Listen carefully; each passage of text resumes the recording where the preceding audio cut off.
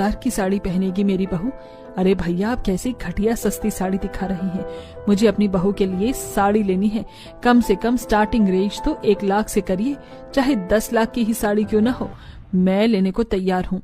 ये वाली अच्छी लग रही है, पूरे 10 लाख की है बहू, मैं ये ले रही हूँ तेरे लिए। सिमरन 10 लाख की साड़ी लेकर बहुत खुश होती है और शॉपिंग बैग्स लेकर रिक्शे से उतरती है, जहां वो देखती है कि ठेले पर से अपनी माँ और भाभी को साड़ी लेते हुए। नहीं भैया, ये साड़ी तो बहुत महंगी है, आप हमें गर्मी के लिए कोई हल्की साड़ी दिखाओ। माँ देखो, मेरी सास ने मेरे लिए 10 लाख की साड़ी ले रही है और तुम भाभी के लिए 200-300 वाली साड़ी ले रही हो। हाँ सिमरन, क्योंकि मुझे इतनी महंगी साड़ी की जरूरत नहीं, गर्मी में हल्की साड़ी ही अच्छी लगती है। एक बार फिर निकिता की बात सुनकर सिमरन मुंह बनाकर अपनी सास के साथ घर में आकर सोफे पर एसी चलाकर बैठती है और नौकर उनके लिए ठंडे ड्रिंक्स लेकर आते हैं, जिनको पीते हुए वो बात करती है। माँ जी, आज कितनी सारी शॉपिंग करी है ना हमने। बहू, ये सब तो कुछ भी नहीं है, हमने कुछ और भी प्लान करा है। तू बस कल जल्दी से तैयार हो जाना, तेरे लिए सरप्राइज है। सरप्राइज का नाम सुनकर सिमरन की खुशी का ठिकाना नहीं रहता।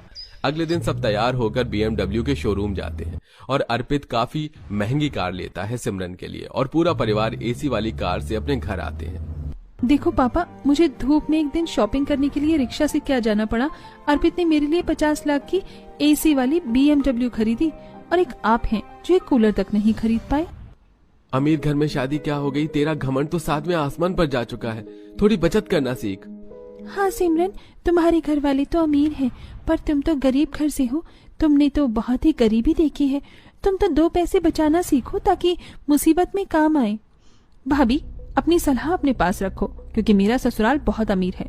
अगर कल को हमारे ऊपर मुसीबत आएगी ना, तो अर्पित ने इतने लोगों की मदद की है, कोई भी हमारे साथ खड़ा हो जाएगा। घर वालों के समझाने पर भी सिमरन उनकी बात नहीं सुनती। समय बीतता है और सिमरन ऐसे ही अपने माँ बाप को दिखावा करती और फिजूल के पैसे उड़ाती। वहीं बार बार सिमरन के माता पिता उसे समझाने की कोशिश करते और ऐसे ही एक रात, ये पूरे 50 लाख हैं, कल एम्प्लॉइज में सैलरी बांटनी है, बाकी के एम्प्लॉइज को 10 तारीख के बाद सैलरी देनी है, इसे संभाल के रखना। सिमरन ने इतने पैसे पहली बार देखे थे, जिसके चलते वो खुशी से तिजोरी में पैसे रखकर लॉक करना भूल जाती है और रात को जब पूरा परिवार सो रहा होता है तो कुछ चोर उनके घर में आकर चोरी करते हैं।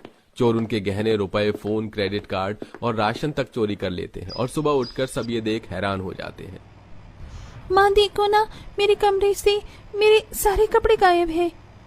घर में ना क्रेडिट कार्ड है, ना ATM कार्ड, यहाँ तक कि ऐसे बदतमीज चोर थे जो हमारे घर चोरी करके तो गए, उन्होंने हमारे घर का राज